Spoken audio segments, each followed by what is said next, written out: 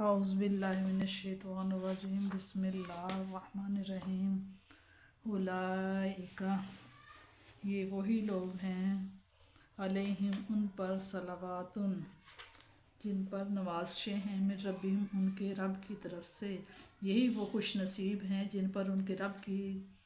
طرف سے طرح طرح کی نوازشیں ہیں، ورحمت اور رحمت ہے، واولئک اور یہ وہی لوگ ہیں ہم المہتدون جو ہدایت پر ہیں، ثابت قدم ہیں۔ ان الصفا بے شک صفا والمروہ اور مروہ بے شک صفا اور مروہ من شعائر اللہ اللہ کی نشانیوں میں سے ہیں۔ پس من جو کوئی حج کرے بیت المقدس کا،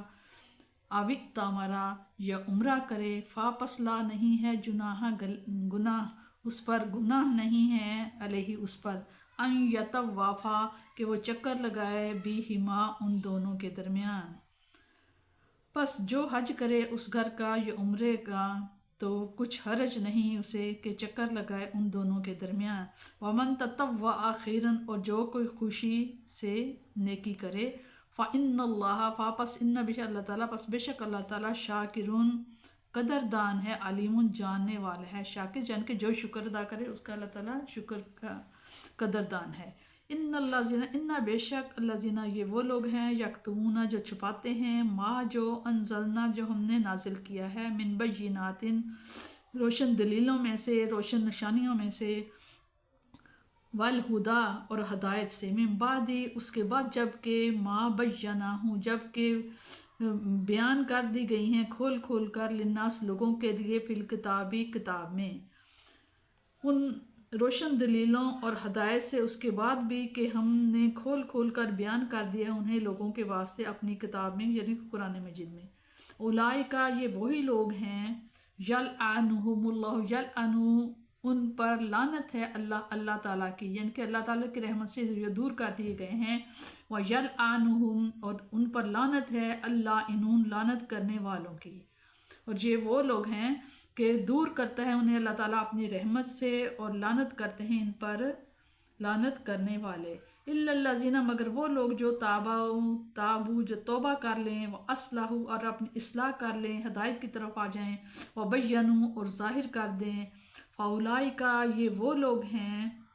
اتوبو ان کی توبہ قبول کرتا ہے، علیہم ان کے اللہ تعالیٰ توبہ قبول فرماتا ہے، جو اپنی توبہ کر لے اور اپنی اصلاح کر لے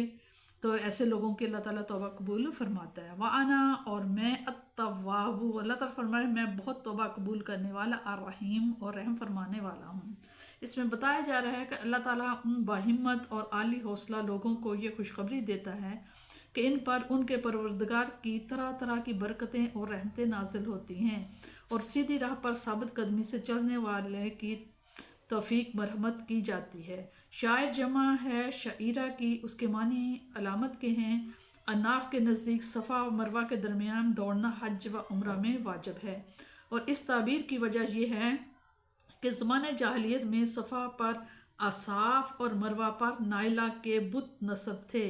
اسلام لانے کے بعد مسلمانوں کو اس جگہ سعی کرنا ناگوار گزرا جہاں پہلے بت رکھے ہوئے تھے۔ اللہ تعالیٰ نے فرمایا تمہیں تو حضرت ہاجرہ کی پیروی میں دوڑنا ہے، تمہیں مناسب نہیں کہ تم بتوں کی وجہ سے اسماعیل علیہ السلام کی والدہ مکرمہ کی سنت کو ترک کر دو۔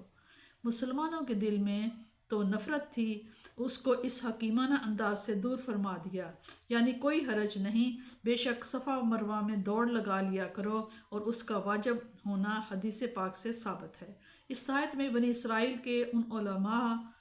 سو کا ذکر ہے جو اپنے دنیاوی فائدہ کے لیے حضور اکرم صلی اللہ علیہ وسلم کے کمالات کو چھپانے اور اللہ تعالیٰ کے حکموں کو اپنی منشا اور خواہش کے مطابق توڑ مروڑ